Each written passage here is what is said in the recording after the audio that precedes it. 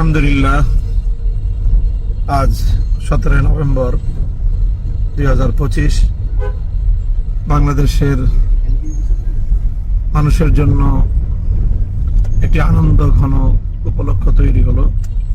ইতিহাসের একটি অনন্য দৃষ্টান্ত স্থাপিত হলো বাংলাদেশের বিচার বিভাগে।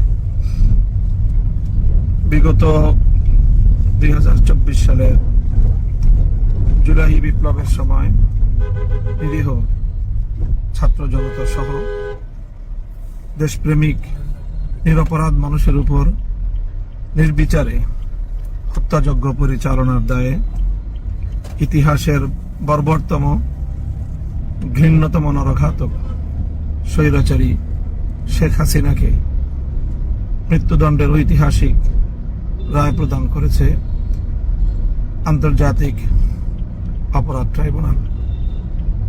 আমরা মনে করি এই বিচারের মধ্য দিয়ে প্রমাণ হলো জুলুম, অত্যাচার এবং মানুষের অধিকার হরণ করে নিস্তার পাওয়া যায় না। দাম্ভিক স্বৈরাচারী শেখ হাসিনার এই পরিণাম বাংলাদেশের আগামী সকল শাসকদের জন্য একটি দৃষ্টান্ত হয়ে থাকবে।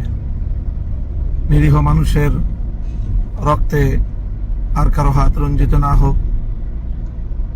নিহত শাহাদাতপ্রাপ্ত বীর শহীদানদের আত্মার মাগফিরাত কামনা করছি।